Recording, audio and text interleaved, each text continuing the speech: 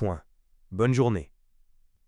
Si vous vous demandez si cela vaut la peine d'acheter une Skoda Yeti et quels problèmes vous pourriez rencontrer lors de son fonctionnement, alors vous êtes au bon endroit.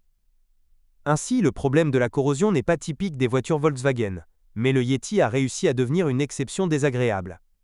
Les premiers propriétaires du crossover tchèque ont très vite commencé à se plaindre du gonflement de la peinture au bas des portes et des poches de rouille sur les passages de roues arrière. De plus, avec l'âge, le Yeti commence à vraiment décevoir avec des optiques troubles et un pare-brise usé. L'intérieur est le point fort de la Skoda Yeti. Même sur les voitures à kilométrage élevé, l'intérieur peut paraître très soigné. Il est presque impossible de trouver un Yeti avec un moteur diesel sur notre marché secondaire. Il n'est pas si courant de trouver des spécimens équipés d'un moteur atmosphérique de 1,6 litres. Les propriétaires connaissent tous les avantages de ce groupe motopropulseur et n'hésitent donc pas à augmenter un peu le prix. Cependant, pour un exemplaire doté d'un moteur capable de parcourir environ 300 000 km avant des réparations majeures, vous pouvez payer trop cher. Dans ce contexte, la tendance du moteur de 1,6 litres à consommer de l'huile n'est pas considérée comme un gros inconvénient par les acheteurs potentiels. L'entraînement par courroie de distribution ne pose pas non plus de problème. Beaucoup plus souvent sous le capot du Yeti, on retrouve un moteur 1.2 TSI développant 105 chevaux. Le constructeur assure que ce moteur a besoin d'au moins 250 000 km avant une révision majeure. Malheureusement, les premiers problèmes du 1.2 TSI commencent bien avant cette date. La chaîne de distribution s'est avérée trop faible et s'étire déjà après un kilométrage de 50 000 km. Dans le meilleur des cas, le moteur turbo commence ensuite à fonctionner avec un grondement diesel caractéristique. Dans le pire des cas, en raison d'un saut de chaîne, le propriétaire devra débourser de l'argent pour une révision majeure du moteur. Bien entendu, les ingénieurs ont continuellement perfectionné le système de distribution brute, grâce auquel, en 2011, le risque de saut de chaîne était sensiblement réduit. La même année, un nouveau turbocompresseur a commencé à être installé sur le 1.2 TSI, qui s'est avéré beaucoup plus fiable que le précédent. Après le restylage, le Yeti a commencé à être équipé d'un moteur de la série EA211, dans lequel une courroie ordinaire a commencé à être utilisée dans le mécanisme de distribution au lieu d'une chaîne. Si le moteur 1,2 TSI ne s'est débarrassé des maladies infantiles qu'au moment où le Yeti a été retiré de la chaîne de montage, le moteur 1,4 litres de la même série a été affiné par les ingénieurs beaucoup plus rapidement. Au moment de son apparition sur Yeti, il avait déjà réussi à se débarrasser de la plupart de ses points faibles. Quoi qu'il en soit, le moteur 1.4 TSI est très loin d'être considéré comme un moteur fiable exemplaire. Il faut donc encore surveiller le niveau d'huile, l'état de la turbine et le mécanisme de distribution de gaz. Le moteur turbocompressé de 1,8 litres est également devenu célèbre pour sa chaîne de distribution faible. Les segments de piston à tassement rapide et la mauvaise ventilation du carter ne sont pas des faiblesses moins graves du moteur de 1,8 litres. Les ingénieurs n'ont réussi à s'en débarrasser que lorsque le crossover a été modernisé en 2011. Peut-être qu'absolument tout le monde a entendu parler des défauts de la transmission robotique DSG à 7 vitesses. Et peu de gens s'intéressent au fait que la modernisation constante de l'unité brute la rendait encore plus ou moins fiable. Les DSG installés sur Yeti après 2013 peuvent parcourir jusqu'à 150 000 km sans panne.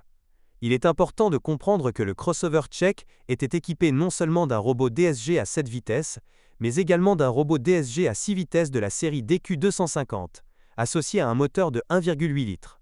Au départ, il s'est avéré plus fiable, donc s'il est utilisé correctement, il n'y a pas de gros problème avec un faible kilométrage. L'essentiel est d'oublier les démarrages brusques, la conquête des terrains tout-terrain, et de ne pas oublier de changer l'huile de transmission tous les 60 000 km. Seul bémol, le volant bimasse, trop fragile. La meilleure caractéristique de la transmission manuelle Skoda Yeti n'est pas le faible différentiel. Sinon, il n'y a pas de question sur la mécanique. La même chose que pour une transmission automatique traditionnelle. À condition d'effectuer un entretien régulier de l'huile, cela ne posera pas de problème. Le système de transmission intégrale du Yeti utilisait un embrayage Haldex de 4e et 5e génération. La 4e génération d'embrayage sert bien lors du changement d'huile et des filtres tous les 50 000 km. Si nous négligeons cela, au moment où la pompe atteint 120 000 km, la pompe obstruée par des dépôts tombera en panne. La 5e génération du couplage Haldex, utilisée sur le Yeti après la mise à jour, n'avait aucun filtre. En conséquence, l'intervalle de vidange d'huile devrait être réduit à 20 000 à 30 000 km. Si vous nettoyez en outre l'unité des produits d'usure après l'achat, la pompe durera dans ce cas entre 200 et 220 000 km. Une particularité intéressante, avant le restylage, le Yeti était équipé d'un sous-châssis en aluminium après la mise à jour en acier. En conséquence, la capacité de survie du châssis dépendra en grande partie du moment où une voiture particulière a été produite.